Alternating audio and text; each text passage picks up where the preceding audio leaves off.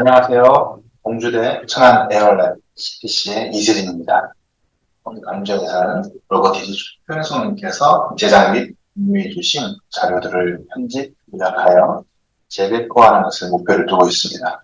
이번 시간에는 슬램과 내비게이션에 대해 살펴보도록 하겠습니다. 순서는 다음과 같고요. 내비게이션과 구성 요소, 슬램, 내비게이션 순서대로 설명하도록 하겠습니다. 슬램은 화면에서 보는 바와 같이 Simultaneous Localization and Mapping의 약자입니다. 내비게이션은 여러분들이 스마트폰 앱을 이용하는 것처럼 길을 찾아주는 기능이라 할 수 있겠습니다. Simultaneous Localization and Mapping의 앞글자만 따서 슬램이라고 하고, 이 슬램 기술은 2000년도 초반부터 사람들이 본격적으로 연구 개발하기 시작했어요. 생각보다 얼마 안 됐죠? 지금이 2020년도 초반이니까 20년밖에 안 됐어요. 20년, 역사는 한 20년 정도 됐고, 그 당시에 내가 석박사 학위를 했었기 때문에 요 슬램 알고리즘이 연구 개발되어지는 히스토리를 좀 알고 있거든요. 그 당시에 이 슬램, 동시적으로 위치를 추정하고 환경 지도를 작성하는 이 기술이 중요하다라고 느낀 연구 그룹이 두 군데가 있었어요. 한 군데는 그 당시에 MIT에 있었던, 스탠포드에 있었던 세바스찬 스룬이라는 연구자가 있습니다. 세바스찬 스룬. 이걸 장명을 했어요. Simultaneous Localization and Mapping. Simultaneous가 동시적이란 뜻이거든요. 동시적이란 뜻이죠. 그러니까 요 Localization, 그러니까 로케이션은 많이 여러분들이 들어봤는데 Localization은 좀 생소한 단어죠. 그죠? 위치를 추정한다라는 뜻입니다. 그러니까 본인의 위치를 정교화한다. 약간 그런 뜻, 알아간다. 그런 뜻이죠. Localization. 매핑은 뭐 지도 작성. 그래서 이동 로봇이 있으면 여러분들이 이마트에 가서 무인 청소 로봇을 사가지고 온 거예요. 딱 놓았습니다. 여러분들 집에. 근데 이 로봇은 여러분들의 집이 어떻게 생겨 먹었는지 알 수 있나요? 모르죠. 이 로봇이 맨 처음 해야 되는 게 뭐죠? 돌아다니면서 여러분들의 지도를 작성해야겠죠. 파워를 켜는 순간 아무런 정보가 없어요. 내가 어느 집에 팔려왔는지, 10평대 집에 팔려왔는지, 30평대 집에 팔려왔는지, 깨끗하게 청소하는 집에 팔려왔는지, 지저분하게 해놓고 사는 사람 집에 왔는지. 어찌됐든 간에 이 로봇은 처음에 켜서 작동하기 시작하면 상황 파악을 해야 되는 거죠. 환경 파악을 해야 됩니다. 그럼 얘가 막 돌아다니면서 이 집은 어떻게 생겼나 돌아다니면서 2차원 지도를 작성하겠죠. 근데 여기서 자세하게 해보세요. 로봇이 돌아다니면서 지도 작성하면 되죠. 본인이 가지고 있는 카메라나 레이저 센서 스캐너로. 근데 그 지도가 잘 작성되려면 또 뭘 알아야 되죠? 로봇의 그때그때의 정확한 위치가 필요하죠. 그렇죠. 로봇이 움직이는데 자기의 정확한 위치를 알지 못한다면 부정확한 그 위치를 기준으로 작성된 지도는 나중에 전체적으로 봤을 때 정확한 지도가 될까요? 어그러진 지도가 될까요? 어그러진 지도가 되겠죠. 자, 그러면 로컬리제이션이 먼저 수행돼야 될까요? 매핑 기술이 먼저 수행돼야 될까요? 자기의 위치를 추정하려면 또 환경 정보를 알아야 돼요. 그렇죠. 근데 정확한 환경 정보를 알려면 로컬리제이션이 잘 돼야 돼. 요런 문제를 뭐라 그러냐면 치킨 앤 에그 프로블럼이라고 하거든요. 닭이 먼저냐, 달걀이 먼저냐. 그것이 문제로다. 네, 딱 그 문제입니다. 그래서 이거를 동시에 하는 거죠. 처음에. 로컬리제이션도 하면서 매핑도 동시에 하는 겁니다. 그래서 자기 위치도 보정해 가면서 주변 환경 지도도 만드는 거죠. 그 기술이 바로 슬램 기술이다. 이게 상당히 재밌어요. 내 박사학위 논문 주제도 이겁니다. 슬램입니다. 무인 서비스 로봇 초음파 센서를 이용을 해서 EKF 슬램 했던 게 내 박사학위 주제였거든요. 이 기술이 자율주행 로봇에 정말 필수 불가결하게 필요한 절대적인 기술이 됩니다. 여러분들이 이렇게 생각할 수 있죠. 교수님, 근데 자율주행차 보면 GPS로 그냥 바로 되는 거 아니에요? 뭐 이렇게 얘기할 수 있겠죠. 네. 근데 그거 아세요, 여러분들? GPS의 정확도가 플러스 마이너스 5m 이상이라는 거 아세요? 교수님 이상한데요? 내 휴대폰, 네이버 맵이라든지, 티맵 같은 걸 보면 내 차 위치 정확하게 알던데요? 그거는 실제로 그 티맵에서 내 차의 위치를, GPS로 봤던 내 차의 위치를 실제로 받은 위치를 찍으면은 절대 그 도로 선상에 있지 않아요. 그 주변 어딘가에 있죠. 있는데, 그냥 소프트웨어적으로 도로가 여기 있는 걸 아니까 강제로 갖다 붙인 거예요. 네. 그런 약간 느낌을 많이 받았을 겁니다. 그럼 내비게이션은 뭔가? 자, 한번 봅시다. 슬램은 다른 말로 동시적 위치 추적 및 지도 작성으로, 내비게이션은 차량 자동 항법 장치로 부를 수 있습니다. 슬램은 내가 충분히 설명한 것 같고, 내비게이션은 테슬라 보면 자율주행 모드가 있죠. 자율주행 모드가 있습니다. 생각해 보면은 자율주행 모드를 실행을 시키기 전에 제일 먼저 해야 될 게 뭐죠? 내 목적지가 어디냐? 알려줘야 되죠. 내 목적지, 나 지금, 공주대학교 천안 캠퍼스인데, 대전에 한국전자통신연구원에 출장이 있는 거예요. 그래서, 가고 싶은 목적지, 대전 한국전자통신연구원 찍었어요. 자, 그럼 출발지와 목적지가 세팅이 됐어요. 그 다음에 해야 될 게 뭐죠? 경로를 생성해야겠죠. 그렇죠? 내가 어떤 경로로 가야지 가장 효율적으로, 안전하게 갈 수 있겠는가. 자, 경로 생성됐어요. 그 다음에 중요한 게 뭡니까? 설정된 경로대로 잘 가는 거죠. 이걸 path following이라고 합니다. 앞에 거 경로 생성은 path planning, 플랜이 계획이잖아요. path planning 한다 그러고 잘 추정해서 가는 거는 path following이라고 합니다. 그게 자동 항법 장치죠. 찾기에 필요한 필수 요소는 다음에 4가지로 생각해 볼 수 있겠습니다. 먼저는 위치입니다. 위치는 로봇의 위치를 계측하고 추정하는 기능이라고 할 수 있습니다. 두 번째는 센싱입니다. 벽이나 물체 등의 장애물을 계측하는 기능이라고 할 수 있습니다. 이건 지도입니다. 길과 장애물 정보가 담긴 지도가 필요합니다. 마지막으로 경로입니다. 목적지까지 최적 경로를 계산하고 주행하는 기능이라고 할 수 있겠습니다.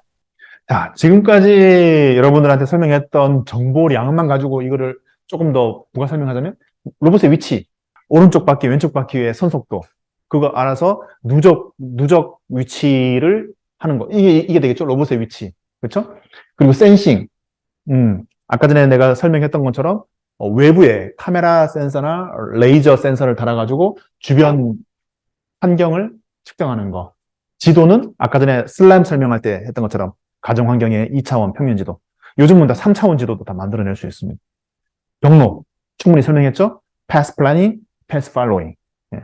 그래서 실제로 내비게이션을 개발을 한다라고 하면 이 기본 요소들의 세부 기술들을 사실 다 아우를 수 있어야 진정한 내비게이션 알고리즘을 짤 수가 있는 거예요. 그래서 내비게이션 알고리즘을 하나를 완성하기 위해서는 이 많은 부분들을 다 섭렵할 수 있어야 됩니다. 네. 그래서 공부할 양도 상당하고 개발해야 될 범위가 상당히 넓죠. 그럼에도 불구하고 해보고 싶다. 먼저 위치에 대하여 살펴보도록 하겠습니다. 로봇의 현재의 위치를 계측하고 추정하는 기능이라고 할 수 있습니다. 일반적으로 GPS를 사용할 수 있겠지만 GPS는 생각보다 오차가 크고 날씨의 영향을 많이 받으면 실외에서밖에 사용할 수가 없습니다. 네. GPS는 기본적으로 오차가 크다. 플러스 마이너스 5m. 크게는 플러스 마이너스 10m까지 봅니다. 날씨. 여러분들 그런 경험 해본 적 있지 않나요? 차 좀 몰아본 사람들. 좀 날씨, 먹구름이 잔뜩 낀 날. 유달리 내비게이션이 안 되는 그런 상황. 실외. 그렇죠? 터널 안으로 들어가면 GPS 먹통이죠? 그리고 또 뭐가 있나요? 남학생들 좋아할 만한 이슈. 군대에서 그걸 뭐라 그러죠? EMP? EMP를 아나요? 맞죠? 네. EMP. 그 오락에서도 나오지 않나요? EMP? 전자 쇼크 빡 때리면은 순간적으로 그 주변에 있는 전자장비 전부 다 그런 거 딱 하면은 GPS 단말기도 다 날아가요. 왜 이 라이다를 쓰느냐? GPS 다 연결돼 있으니까 우리 아군 위치 다 알 수 있지 않냐? 근데 아까 말했던 것처럼 EMP 같은 거 북한에서 빵 쏘고 내려오면은 GPS가 싹 날아가거든요. 그러면 자기가 가지고 있는 자체 센서로 해야 되는 거예요. 네. 그래서 포지셔닝 센서도 이 GPS 센서가 매우 중요하다. 그리고 강남 같은 데 가면 이렇게 표현하잖아요. 빌딩 수비다라고 표현하잖아요. 고층 빌딩이 막 돼 있잖아요. 그 사이에 가면은 GPS가 교란 때문에, 그러니까 교란이라기보다는 난반사 때문에 정확한 자기 위치를 또 측정할 수 없습니다. 뭐, 혹시 그런 경험? 각각의 센서들은 장단점을 가지고 있겠습니다. 보통은 추측 항법을 주로 사용합니다. 양 바퀴축의 우리 회전값을 중간고사 때 했던 내용이에요. 데드 레코닝. 이동거리와 회전값을 계산할 수 있고 위치를 측정할 수 있습니다. 하지만 바닥의 슬립 때문에 또는 기계적 오차 그리고 누적 오차가 발생하여 계산된 위치가 정확하지는 않습니다. 한 가지 또 다른 예를 들어볼까요? 기계적 오차. 아까 전에 베이스라인 길이. 오른쪽 바퀴와 왼쪽 바퀴가 33.2cm라고 가정하고 다 했잖아요. 근데 그 숫자가 만약에 오차가 있으면 어떻게 되는 거죠? 그것도 오차가 발생하겠죠. 그렇죠? 실제로 로봇이 움직이는 것보다. 를 보완하기 위해 IMU 등의 관성 센서를 많이 사용합니다. 그리고 칼만 필터와 같은 확률론적 필터로 위치를 보상하기도 합니다. 이런 칼만 필터는 프로바비스틱 어프로치인데 확률론적인 모델인데 학부에서 다룰 내용은 아니에요. 근데 사실 슬램을 제대로 하려면 이쪽으로 어프로치를 해야 되는데 관심 있는 친구들은 대학원 수업 한번 참관해 보길 바라겠습니다. 예, 칼만 필터 이런 것들을. 양 바퀴축의 엔코더간, 바퀴간, 거리, 바퀴의 반지름을 알면 위치를 계산할 수 있습니다. 데드 레커닝 계산은 로봇의 선속도와 속도가 입력값으로 주어졌을 때 다음과 같이 로봇의 X, Y, 세타 값을 센싱입니다. 다음과 같이 역, 물체 등의 장애물을 계측하기 위해서는 다양한 종류의 센서를 사용할 수 있습니다. 다음 사용. 여기 보면 몇 가지 센서들이 보이는데 이런 거 요즘에 한 40만 원 내외 정도 하는 2D 레이저 스캐너, 뭐 거리 한 10m 안짝. 이거 요즘에 이거 좀 큰데 컴팩트하게 나오는데 한 2, 300만 원? 내가 박사학위 때 이거 1200만 원. 3분의 1 가격으로 떨어졌죠. 포쿠요 센서 유명하고 요게 벨로다인 64채널짜리. 이것도 좀 올드 버전이긴 한데 이거 그 당시 한 8천만 원 정도 파는데 요즘에 벨로다인이 아니고 라이다 64채널 한 1,700만 원이면 삽니다. 네, 엄청 떨어졌죠. 그 다음에 여러분들이 좀 알만한 요 키넥트, 이것도 올드 버전이네. 엑스박스 가지고 놀아본 친구들. 예, 요거 센서 있는 거 알죠? 뎁스 카메라. 뭐 이런 것들. 비전 센서, 카메라 센서를 뗄래야 뗄 수 없죠. 로보틱스에서는. 예. 뭐니 해도 카메라 정보의 매력은 다분히 있습니다. 아직까지도 테슬라의 카메라로 다 하고 있죠. 아직까지. 테슬라의 라이다를 한다 그랬나요? 얘기를 들은 것 같기도 한데. 근데 아직까지 아무튼 적용은 안 되고 있고, 카메라로 다 풀어내고 있어요. 테슬라에서. 그래서 이런 문제들이 발생하죠. 앞에 가로로 큰 트레일러, 흰색으로 칠해진 트레일러가 하늘인 줄 알고 갖다 쳐박고 막 그런 일들이 발생하잖아요. 그렇죠? 카메라로 하니까. 사용할 수 있습니다. 다음은 길과 장애물 정보가 담긴 지도입니다. 로봇은 길을 찾아가기 위해 지도가 필요합니다. 하지만 지도가 없으면 어떻게 해야 할까요? 로봇이 직접 만들어야 합니다. 다음은 목적지까지 최적 경로를 계산하고 주행하는 기능인 경로입니다. 다이나믹 윈도우 어프로치, A-스타, 포텐셜 필드, 파티클 필터, 그래프 방법 등이 있습니다. 네, 아까 전에 그 경로 생성하는 또는 슬램 알고리즘 이런 그 테크니컬한 기술적인 수업은 이제 본 수업에서는 다루진 않습니다.